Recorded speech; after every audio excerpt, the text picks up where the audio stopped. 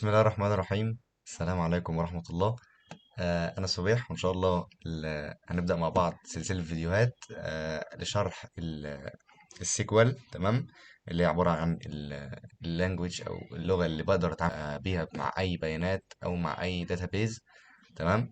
وإن شاء الله هنبدأ نشرح من الكوماندز بتاعت السيكوال.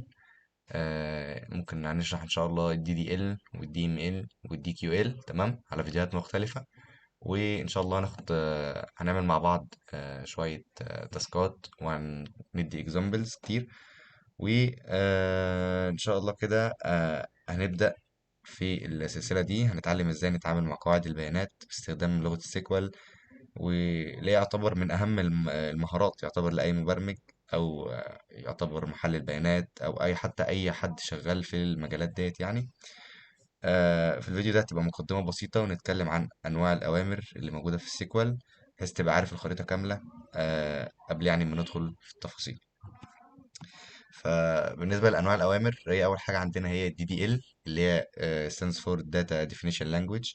الأوامر اللي بنستخدمها عشان ننشئ وندير هيكل قاعدة البيانات نفسه يعني، اللي هو أنت إزاي أصلا هتبدأ تبني. تمام.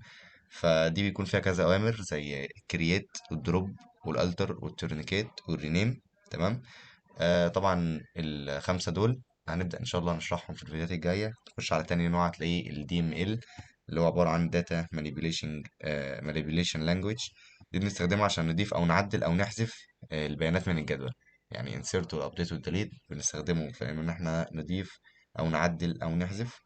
تالت نوع إن شاء الله اللي إحنا برضه هنشرحه هو ال Data Query Language، اللي هو عبارة عن Select، وده الجزء الخاص بالاستعلام عن البيانات، واللي بنستخدمه في أمور مشهورة كتير. مثلا يعتبر هو أهم حاجة يعني. أنت طبعا عشان تفهمه لازم تكون فاهم طبعا دي دي ال ودي ام ال.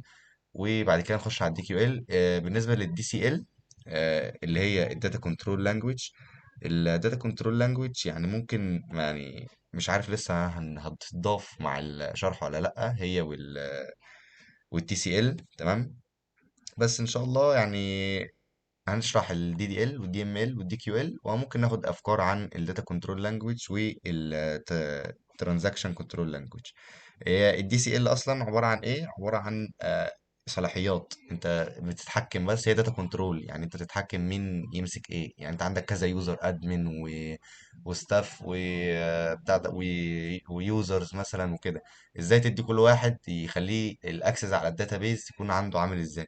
بالنسبة للحاجة التانية اللي هي Transaction Control Language، دي بتبقى أوامر بنستخدمها على معاملات خاصة. تمام. بس هيبقى جزء متقدم شوية يعني، لو وصلنا له إن شاء الله نبقى نشرحها. فيعتبر دي كانت مقدمة عن إن شاء الله اللي هيتشرح في البلاي ليست. وإن شاء الله هسيب لكم فيديو تحت في الديسكريبشن على السيكوال مانجمنت سيرفر، السيرفر اللي هنشتغل عليه بلغة السيكوال.